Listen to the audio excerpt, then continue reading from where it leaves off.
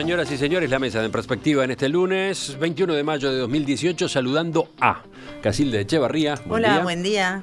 Adriana Marrero. Hola de nuevo. Gabriel Mazarovich. Muy buenos días. Y Pablo Carrasco. Muy buenos días. Vamos a ver cómo hacemos con el tiempo. Hay 2 o 3 temas, 3, que sería bueno abordar. Pero ocupémonos en primer lugar con lo que pasó anoche en Montevideo y en otras ciudades de acá, de nuestro país. Como desde hace 23 años, ayer, 20 de mayo, tuvo lugar la Marcha del Silencio, convocada por la organización Madres y Familiares de Detenidos Desaparecidos. Si bien la consigna fue la misma que en el año 2017, impunidad, responsabilidad del Estado, ayer y hoy, esta vez la movilización venía rodeada de algunas singularidades. Por ejemplo, fue la primera luego de la instalación de la Fiscalía Especializada en Delitos de Lesa Humanidad. También la primera desde que la organización de familiares resolviera retirarse del grupo de trabajo por verdad y justicia creado por el presidente Tabaré Vázquez al comienzo de esta administración. Y se celebró unas horas después de que la Asociación Uruguaya de Fútbol resolviera que el jefe de seguridad, Miguel Zuluaga, no viajará con la selección al Mundial Rusia 2018 debido a las acusaciones que pesan sobre él de haber participado en operaciones de la Dirección Nacional de Inteligencia Militar durante la dictadura. ¿Quién empieza? ¿Quién empieza con el tema? Gabriel, vas tú con un primer comentario. Primer comentario, creo que es una fecha que definitivamente se ha instalado en la realidad nacional sin ningún lugar a dudas. Este año además la novedad es que se hizo en muchos más lugares del Uruguay. Cuando arrancó esto hace 23 años atrás, que era en el medio de la vigencia más absoluta de la ley de impunidad y sin ningún avance judicial de ningún tipo ni nada, que fue como retomar el tema en la lucha pública a partir de la derrota del voto verde. Eso fue esta marcha, cuando arranca hace 23 años. Era fundamentalmente un fenómeno montevideano. Siempre fue grande, cada vez es más grande, pero era un fenómeno montevideano con algunos repiques. Esta vez se hizo en 30 lugares del país, inclusive en varias localidades de departamentos, por decir alguna, Libertad, San José, Ciudad del Plata, o sea, en San José hubo varias, en Colonia hubo varias, en muchos lugares hubo varias, más Santiago de Chile, más París, más Buenos Aires. Por lo tanto, un fenómeno enorme, con muchísima reivindicación, y quiero plantear, es cierto, está lo de Zuluaga, está lo de la Fiscalía de Lesa Humanidad, que además ha tenido algunos pedidos de procesamiento ya, sin ir más lejos, hace mucho tiempo que no se movía, y hay un pedido de procesamiento para 4 represores por la tortura de militantes del Partido Comunista y de la UJC entre el 73 y el 84 en inteligencia de la policía. 91 denunciantes son. Pero además de eso, veníamos de hace muy pocos días de la inauguración del Memorial del Penal de Libertad. Y por lo tanto, yo creo que también fue enorme cantidad de gente. Y me parece que fueron dos hechos muy importantes en muy pocos días de movilización por esto. Sí, esos son algunos de los datos que podría decirse que van a favor, entre comillas, de esta movilización. Ahora, lo que uno nota es un cansancio, ¿no? Como un cansancio, una fatiga, una desilusión. Eso aparecía más temprano en la entrevista que hacíamos con Ignacio Randonea, ¿no? Pocos resultados y un desengaño incluso con la actitud del gobierno, de este propio gobierno. A ver, seguimos. Pablo, ¿vas tú? Sí, a mí yo voy por ahí, por donde tú insinúas, porque me genera por supuesto un sentimiento muy encontrado, porque pocas cosas ameritan moverse, agruparse y manifestarse que la pérdida injusta de un ser querido. Y en ese sentido no hay nada para aportar ni nada para considerar. Pero a su vez uno se pregunta por qué yo no tengo muy claro el objetivo, digamos, en qué termina la reiteración de esta marcha. Primero, ¿contra quién es? ¿Contra el gobierno de turno? ¿Contra este gobierno del Frente Amplio? ¿Este gobierno del Frente Amplio está en debe o no? Bueno, parecería que sí. El planteo de los voceros de la organización de familiares es muy crítico. Sí. Por ejemplo, señalan que desde que asumió el doctor Tabaré Vázquez su segunda presidencia, vienen pidiendo reuniones y no tienen respuesta. por ahí nomás, ¿no? Perfecto. Pero digamos, no puedo ser optimista, digamos, en relación a lo que buscan. Y cuando, como tú decís, empezás a ver el cansancio y la monotonía de esto, empezás a imaginarte que el movimiento se va a terminar disolviendo por falta de estímulo, ¿no?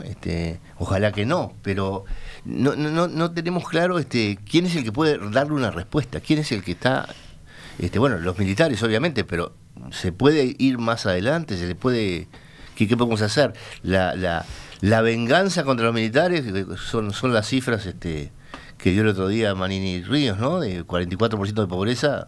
Así que la venganza ya está ejecutada. ¿Qué más? ¿Quién es el que se está guardando algo? Porque si no, eso es una, no sé, es una vela con oxígeno contado para seguir prendida, ¿no? Adriana, ¿tú tenés respuestas para esas preguntas que dejaba planteadas Pablo o no? No sé. No sé, dale por donde pensabas ir. No sé. Sí, yo no creo que el cansancio sea con la marcha ni con la demanda. El desaliento es justamente con una fuerza política que hizo de la aparición de los desaparecidos, bueno, una de sus principales banderas, ¿verdad?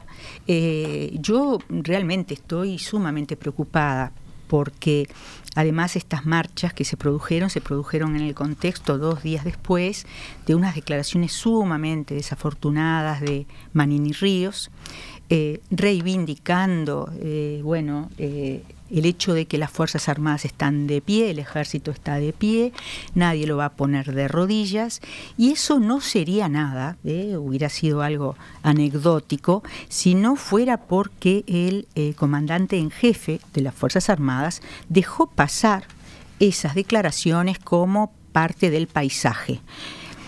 Hubiera ameritado por lo menos una sanción. Yo creo que Manini Ríos debió ser sancionado. No solamente se refirió al ejército, se refirió a la marginalidad, hizo evidentemente declaraciones de tipo político, político partidario, incidió, se declaró expresamente en contra de cierto tipo de condiciones de vida de la gente, que no sabemos muy bien desde qué punto de vista lo hace, con qué autoridad lo hace, y tampoco se sabe muy bien cuáles son las cifras que maneja. Es decir, si lo que está manejando son las cifras que parten de los salarios, de los soldados, realmente no lo sé, pero lo que me importa decir es el discurso del comandante jefe del ejército del viernes en el Día del Ejército fue polémico, sin duda, pero sumamente ¿por qué irritante. lo vinculás con la marcha de anoche? Obviamente, porque después que uno escucha a Manini Ríos se pregunta, ¿y qué hace el Estado? Es decir, el Estado en manos de este gobierno, ¿verdad? Es decir, son dos cosas diferentes. El Estado ha sido omiso durante todos estos años en aplicar la Constitución como es debido. Luego, estos 3 gobiernos frente amplistas también han sido particularmente omisos, sobre todo porque era una causa muy querida por sus votantes, y luego también se da, es decir, estas declaraciones, cuánta gente también estaba indignada por estas declaraciones en el momento de la marcha, y al mismo tiempo la contradicción de ver en la propia marcha a algunos de los responsables de que esto no camine suficientemente rápido. ¿A quién aludís? Bueno, a políticos, ¿verdad? El expresidente, etcétera, ¿no? El expresidente Mujica, etcétera. Yo creo que esto hay que ponerlo en contexto. Desde los años 60 que se inició la revolución con los Tupamaros, generando un ámbito de violencia y caos en el país, con secuestros, robos, calles cortadas, fuego en las calles, la universidad tomada, nadie podía estudiar, nadie podía trabajar libremente, la libertad estaba muy coartada por esa violencia de las calles, amenazas de secuestros concretados, robos. Ese ámbito de violencia desató, como es natural, una contrapartida también de violencia ejercida por el poder de aquel momento, los militares, que también a su vez llevaron al país, que al principio clamaba por un poco de paz, a lo que fue una contrapartida también de violencia, llevándose gente sin procesos jurídicos adecuados, y terminó en lo que es hoy un reclamo por gente que fue desaparecida y que nunca fue encontrada, o su destino nunca fue determinado. Yo creo que aquí hay dos aspectos importantes. Uno, el de las personas que sufrieron la violencia, de cualquiera de los dos casos, porque también los tupamaros dejaron heridas muy marcadas y probablemente muy poco reconocidas públicamente. Y por supuesto, los militares también las dejaron. En ese sentido, el país se pronunció, y se pronunció por la paz. El país salió de una forma pacífica, con un pacto entre el Frente Amplio, los militares y el Partido Colorado, dejando fuera el Partido Nacional, y yo creo que fue la forma de salir, realmente creo que fue la forma de salir. También entiendo a quienes quedaron afuera que hayan quedado dolidos, pero creo que fue una forma de salir en paz. De ahí en adelante, creo que el Estado tiene que tener la suficiente objetividad como para entender qué es lo que quiere la mayoría de la gente, y la mayoría de la gente quiere la reconciliación y no quiere seguir con los dos bandos de militares en contra de tupamaros, comunistas o lo que fuera que en aquel momento fue tan violento. ¿Pero eso es lo que está por medio en esta marcha de ayer? Claro, para mí sí, porque para mí lo que yo digo es, hay dos aspectos que son claramente diferenciables. El de la persona que lo sufrió, aquel que tiene un hijo, un padre, un tío, un hermano desaparecido, ese no puede olvidarse, y comprendo que sea la gente que salga en la marcha. Pero también comprendo que hay que dejar atrás esa herida del pasado de hace 40 años y empezar a pensar en la unidad y no seguir fragmentando la sociedad. Mariana. Me parece difícil poder simplemente asimilar las acciones de una guerrilla que fue derrotada en 1972 con la responsabilidad de un Estado. Es decir, no es asimilable. Es decir, la guerrilla fue derrotada y bueno, hubo muchos desaparecidos que no necesariamente tenían que ver con la guerrilla. Es decir, primera cosa. En segundo lugar, el Estado tiene otro tipo de responsabilidad. Es decir, no es hay dos banditos y son más o menos iguales. Además, el ejército sigue reivindicando el uso, por eso el tú monopolio de la fuerza. Grieta y yo fomento yo no estoy fomentando la no, discúlpame, Casilda, no. Yo te escuché. Yo no estoy fomentando la grieta, al contrario, yo lo que estoy diciendo es que el Estado, que somos todos, tenemos una responsabilidad mayor, y esa responsabilidad mayor supone hacer algo que hasta ahora no se ha hecho. Podemos anular sí la pretensión punitiva del Estado, podemos decir que bueno, el Estado no va a castigar a los militares, pero eso no significa que no aparezcan los cuerpos. Sabemos que esa gente está muerta, posiblemente, pero son cosas diferentes. La gente puede quedar libre, pero por favor, devuelvan los cuerpos para que puedan ser enterrados, porque los cuerpos de los militares muertos fueron enterrados, como corresponde. No sé si vuelve Casilda o seguimos. ¿Algo más, Casilda? Sí, simplemente quiero decir que, como dije antes, comprendo la sensibilidad de las personas que lo sufrieron. Y también digo que me refiero a que el país tiene que buscar la reconciliación. Que aparezcan los cuerpos, hay heridos porque eso no de fue ambos lados y que no es comparable el dolor de nadie con nadie. Pero eso no fue laudado. La reconciliación implica eso, dejar atrás. No empezar a comparar los dolores, porque los dolores son incomparables. Seguimos. A ver, Pablo, Gabriel. No, yo sigo con la misma confusión, digamos, ¿no? Porque por un lado no sé si recibieron ustedes un mensaje de Antel invitando a la marcha. Yo no. Tengo Antel, sí, pero no. Y digamos, y poniéndose del lado de la organización, digamos, de alguna manera, y por otro lado la marcha, me imagino que es contra el statu quo y el gobierno actual. Entonces, no sé, a mí me parece que esto es inconducente, lo cual no quiere decir no respetar enormemente el dolor de esa gente, pero es inconducente. Esto no va a terminar en verdad, salvo que aparezca alguna novedad o alguna cosa nueva que no ha aparecido en estos 30 años. Gabriel, ¿tú cómo ves ese punto? ¿Qué es lo que se está reclamando y a quién se le está reclamando en una marcha como la de ayer? Bueno, en primer lugar, para aclararlos tanto, la marcha esta es contra la impunidad, ¿no? Y contra todas las manifestaciones de la impunidad, del Estado, de los medios de comunicación, de los partidos políticos, en lo que les cuadre. Acá hubo una cultura de impunidad muy grande que se mantuvo. Yo hemos discutido con Casilda varias veces, yo lo voy a ver, Casilda es sintéticamente toda la teoría de los dos demonios en 1 minuto y medio. Y es una mentira la teoría de los dos demonios inventada para toda América Latina, ¿no?